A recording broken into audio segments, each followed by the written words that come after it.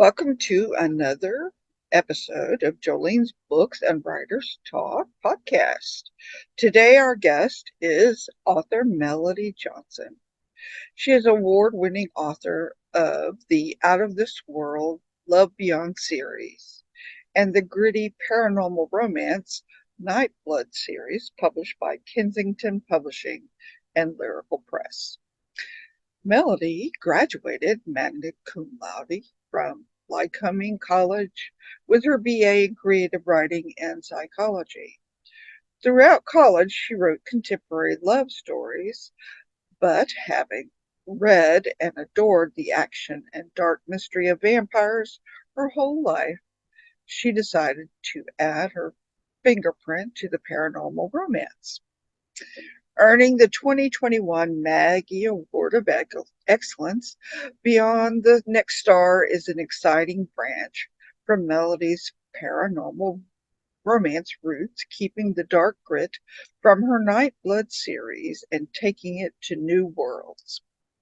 After moving from her Northwest Pennsylvania hometown for some much needed southern sunshine, when she isn't working or writing, Melody can be found swimming at the beach, reading at the pool, and exploring her home in Southeast Georgia. And Miss Melody, please introduce yourself to our audience. Hello, I am Melody Johnson. I write sci-fi and paranormal romance novels. As a writer, what have you found to be the most difficult part of the process so far? I would say sticking to it.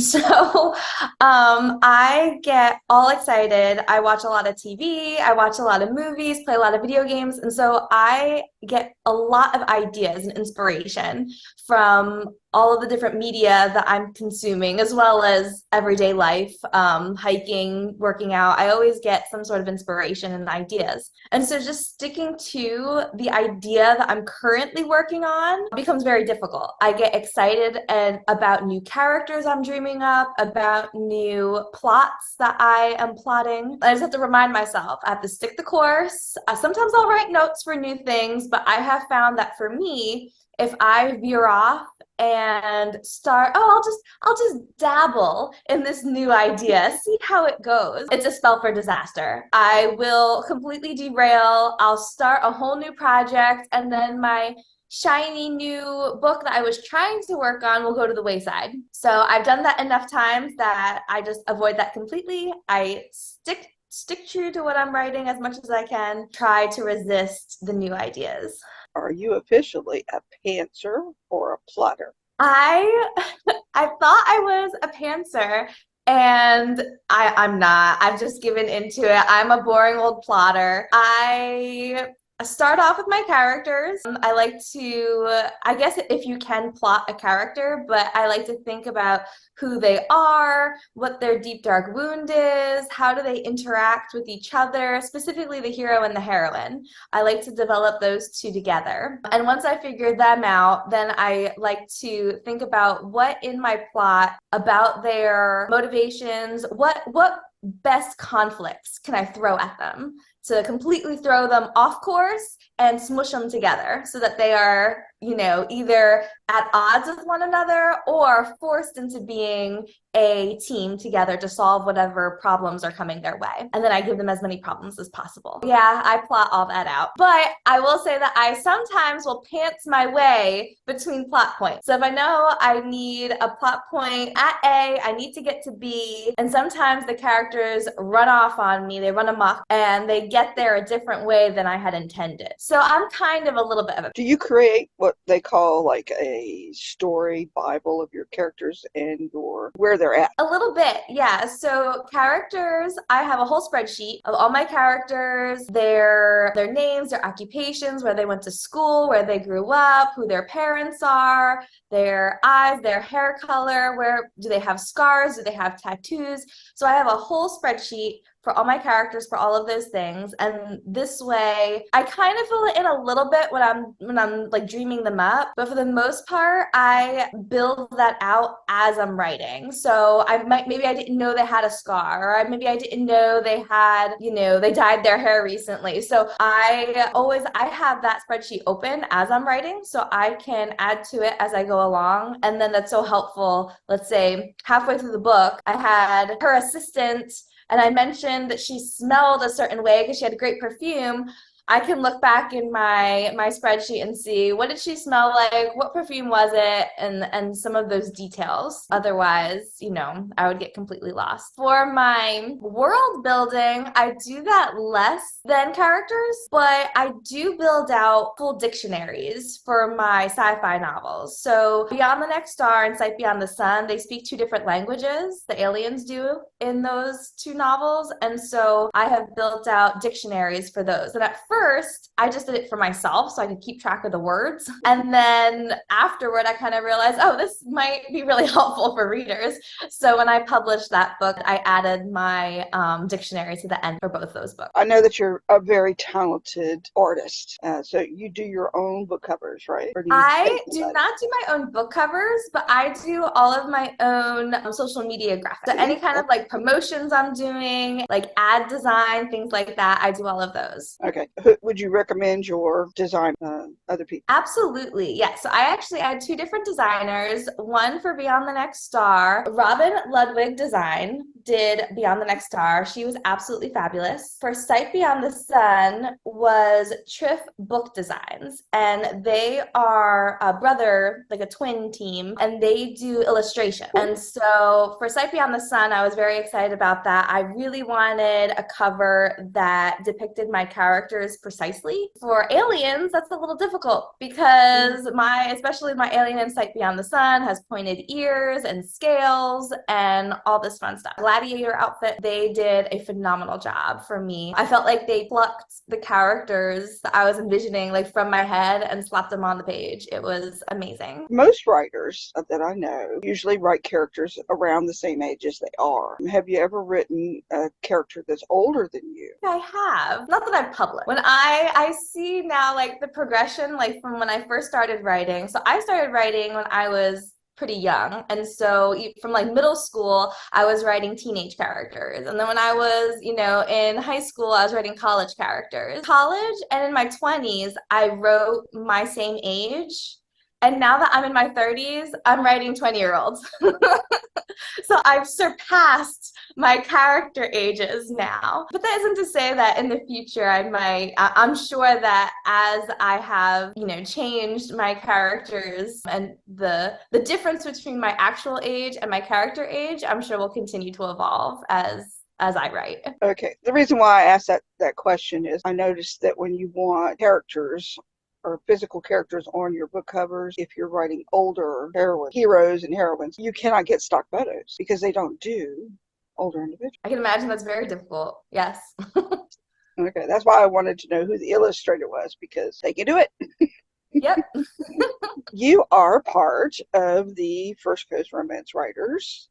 Yep. And you have a story in their new Romancing the Tropics anthology that is coming out July 19th officially. It's in pre-order now. You're leading the charge, as it were, to help all of the authors to advertise and do a book tour. I read the materials from the book tour company that you sent, but I was curious, how does that actually work? So the blog tour company, they themselves are bloggers, and then they will recruit other bloggers. We sent them all of the information for, for Romancing the Tropics, and then they will kind of shape the blog package for the other bloggers. And then on release, we decided to go with the 2-week blog tour. So it'll start the week of launch and then continue for 2 weeks. And each day, different bloggers will be blogging about our anthology and about us as authors. And then some of them will be offering like a helicopter raffle for like an Amazon gift card for, for their interaction and for commenting and things like that. It'll help to spread the word about our release. So the tour company takes care of that. They and the do. bloggers just report it. Yep, It seems to me that all the bloggers they're not doing their own blog posts. They're just taking what they're given and posting it. Is that how that exactly. works? Yep. No. And the more materials we give them, we sent them some excerpts. We sent them, the different photos and things like that. So the individual bloggers could choose to post as little or as much as they want. So if they want to feature, an excerpt and the cover and feature like a spotlight on an author, they can. Or if they choose, they just want to put the synopsis and be like, look at this upcoming book, they can do that too. So it's up to the blogger for what sort of feature they want to post. At the end of the tour, does the tour company provide you with any analytics other than, of course, sales? They provide all of the emails of everyone who submitted for like the raffle. So if you wanted to include that, like, if we have like for our monthly e-newsletter, if we wanted to, we could, utilize that. Any other benefits that you can think of for other people out there? I know that it doesn't cost as much as advertising seems to cost. It's a nice way to get in touch, another way to get in touch with readers. I think that sometimes with ads, readers can tell it's an ad. Some readers don't care. They just want to be informed of something new that's going on. But other readers are more maybe dedicated to reading certain blogs. So in that way, you're, perhaps reaching an audience that you wouldn't be reaching through ads alone. It's kind of more of an organic way to, even though you're paying for it, an organic, seemingly organic way, potentially meeting readers. As an author, you have a newsletter. I do. I signed up for everybody's newsletter who said they had one. So I got a lot of reading. I was going to say, there's a lot of us. For yourself, when you do a book launch for yourself, what are the top 3 things that you try to have ready to go prior to? There's so much that goes into it. I would say in preparation for a book launch, I get my social ready. I like to do a video countdown. So I'll do like 3 weeks out, 2 weeks out, 1 week out, kind of doing sneak peeks of my book. So I'll do maybe like a 1 minute or 30-second intro of like, it's 3 weeks out. Get excited for this book. And in celebration, I am reading a scene of their first kiss or something like that.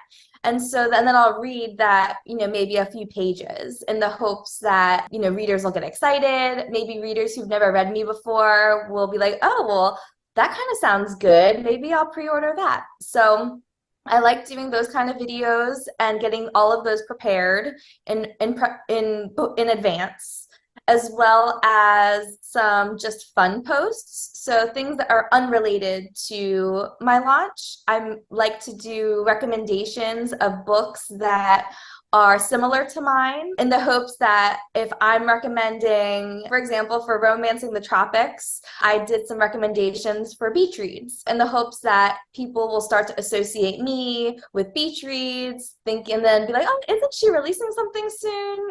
Through osmosis, maybe they'll Sneak start in there.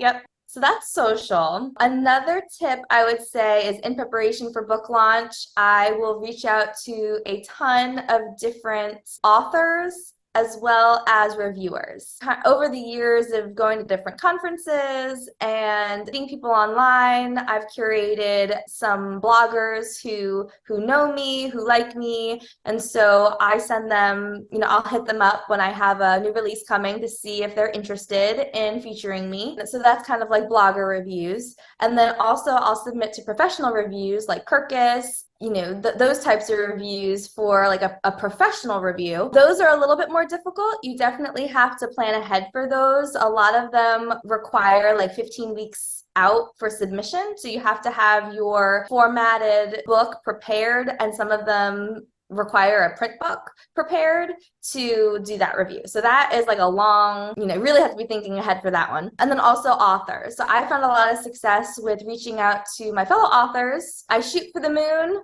I have reached out to authors that I absolutely love and adore and have been fans of theirs for years and years, and they're New York Times bestsellers. I see if they have their email listed, or maybe they have private messaging on Facebook activated, and I'll just reach reach out to them and say that I'm a fan, I'm a fellow author, I write in a similar genre. I don't know if you would like to or offer reviews for books, but here you go.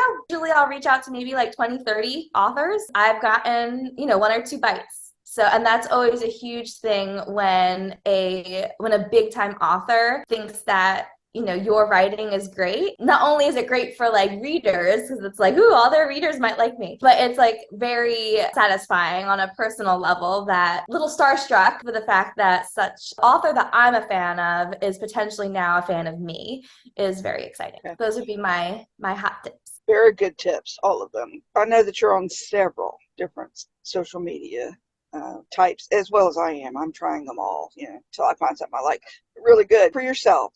For your genre, which do you think seems to be the one that gets more people to your website? I would probably say Facebook. For me, I probably wouldn't say that's the best way in general. So for me, I have more fun with Facebook. And I think that when you like something, you end up posting on it more. You end up just becoming better at it. Like Instagram, you have to use a link tree. Sometimes with other platforms, it's just more difficult. But so Facebook for me. Other authors, I know like Ruby Dixon, she is very popular on TikTok, and she is another sci-fi author. She was indie and she exploded on TikTok. And so it seems like for many indie authors that TikTok is the place to be, which I am on TikTok. I have not achieved quite the viral success that Ruby Dixon has, but I'm still hopeful. Well, you never know. Somebody will come around and just share you all over the place, and look what happens. That's right. Me too. I think I finally got 1,500 followers. It's a lot of work, but I enjoy the filters. I think they're fun. It's bad because I will, post something, and that's my goal. I post and I try to leave, or maybe just look at a few to get inspiration maybe for next time. But those book talks, I start watching book talk after book talk, and then I'm like writing down the recommendations and like filling up my Kindle. I'm like, I have to get off. I mean, that's the whole point, but I don't want to be victim to it. Is there a particular genre you would love to write, but only under a pseudonym? That I currently do, or that I would like to? You would like to. That I would like to. I would love to get into it. I've kind of been thinking about it, but having a pseudonym is like a whole nother ball game. But I would really love to dabble in YA fantasy. I feel like it's kind of parallel to adult paranormal, adult sci-fi in the world building aspect, and because I love reading YA fantasy, and I just think that it would be a lot of fun, and especially the video games that I play. I've been playing Horizon Zero Dawn, and that's kind of like a YA fantasy. I don't know, I've just been dreaming a lot. This is one of my things I've been resisting is is dabbling in a YA fantasy.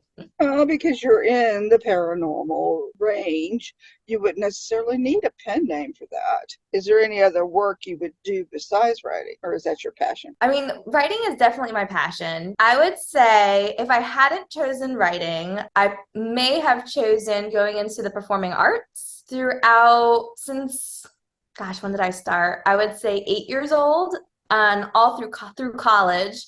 I played the flute, played solo auditions and recitals and smaller ensembles and orchestra and band and marching band. And I was a big band geek. And at one point in high school, I was, it was like writing or performing arts. And when it came down to it, I chose writing. So, but if writing hadn't been on the table, I just might have been a professional flautist. And do you still keep that up now? Not to the level that I was. I get nostalgic around the holidays.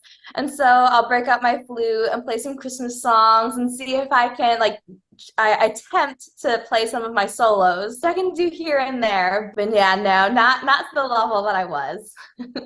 Hey, great TikTok material right there. Who has been the biggest supporter of your writing? Well, if I don't say my husband, he might shoot me. So I'll do two. So my husband has been so wonderful. He does give me the time and the space to do anything that I want. He has never once in our whole time together ever demanded of my time where I was like in my headspace trying to write. He very often will peek in and be like, "You do it? What are you doing?" I'll be like, "I'm writing." He's like, "I'll go golf." and he'll go, do his thing. So he has been fantastic. I would say in my writing life that my writers group has been a huge support system for learning about the industry, improving my craft, having friends to swap books with, having friends to celebrate awards and accomplishments, and having people to complain to when I'm in a rough spot or when I'm not sure, if I'm struggling with something either in my plot or in the industry of how to do something the best way or the right way. First Coast romance writers and the friends that I've met along the way have just been a huge support system. If you could invite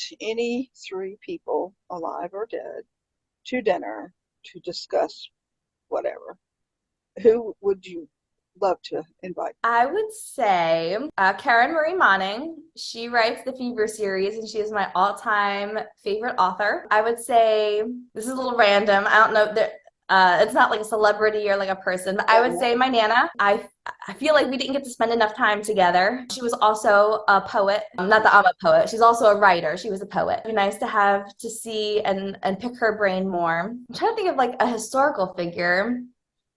Some sort of inventor, maybe. Those are very interesting to talk to if you ever can get them to talk to you. That's right. Yeah, I'd love to have Eleanor Roosevelt. Ooh, that's a good one. Yeah, because I use her quotes all the time. I mean, she was a no-nonsense woman. She didn't put up with no bull. Those are the kind of people that I admire. That's awesome. I'm stealing yours. I'll go with that one too. Name an underappreciated novel that you love and tell us a little bit about it. I would say The Last Hour of Gone. It is by R. Lee Smith. So The Last Hour of Gone by R. Lee Smith. Sci-fi romance. She was the first sci-fi romance author that I had ever read. And it made me realize that I absolutely needed to read more and I needed to write my own. It was absolutely fantastic. It is set in the kind of near future on Earth. At first, the heroine is a impoverished 20-year-old attempting to take care of her sister after the recent death of her mother. I guess it's the United States. The Earth has a new program in which they are attempting for the second time to launch a ship to settle on a new planet and create, begin a new colony on another planet. So the first shuttle failed. And so the second shuttle is the second attempt, and they're offering, basically free space on the shuttle because it's still like a pilot launch. And, you get paid, you get free meals, and it's for Amber, the character, it is the solution to her poverty problem with her and her sister. Her younger sister does not want to go. She forces her. Of course, it does not go as planned. They do not reach their destination. The ship crashes and they end up on the nearest life-supporting planet. When they crash land there, they end up on a planet of lizard-like people. As you get to know the lizard people, you begin to suspect that something isn't quite right with their society. There's a lot of parallels to Earth. As you get to know the hero, who is a lizard man, and his society, and you begin to put the puzzle pieces together. She does it in such a masterful way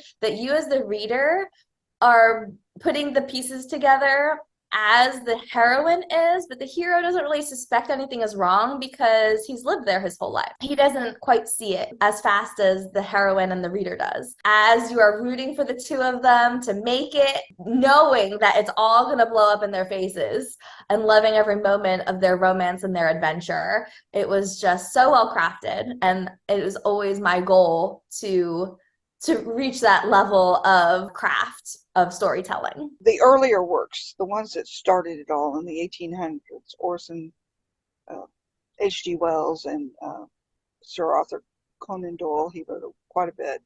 Have you ever read any of their stuff?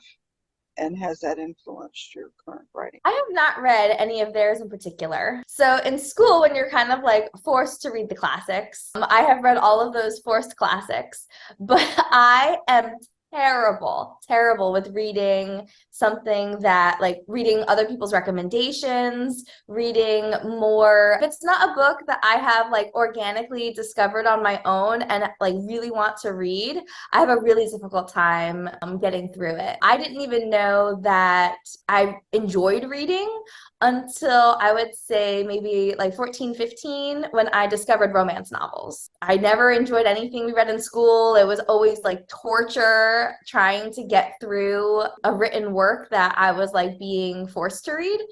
And then my best friend dragged me to the library for a book sale, and I found a romance novel, and I was like, ooh, this looks fantastic. And then realized that it just wasn't, I hadn't found my genre. And once I found my genre, then I realized that writing was, or reading was the best thing in the whole world. Okay, is there anything else you would like to tell the readers about? Or listeners, sorry. Tell our listeners about. Well, I'm very excited for the launch or the release of Romancing the Tropics. This comes out July 19th. I'll also be participating in an Autumn Embrace, which is another First Coast Romance Writers anthology coming out in September. And I am hard at work on book 3 in the Love Beyond series. So it will be the next book after Sight Beyond the Sun. And the main character in that is Reese. So Kinsley's sister. Kinsley from Sight Beyond the Sun, her sister will be the heroine of the next book. Good. We love those that just keep on going. Who's the next victim in our family? Absolutely. I did ask this a couple of authors. Do you use characters in real life that piss you off and make them villains in your books? I would A lot of say people that that's right. I would say that not full on characters, but I would say there might be certain traits of people that, you know, maybe this person burned me, or, you know, in a certain way, or this person annoys me in a certain way, and I will sprinkle those character traits or those, you know, mannerisms or circumstances into my characters and into my books. But I always very worried that if someone were to read my book and be like, oh my gosh, that happened, I'm that person. I don't want people to ever feel that way.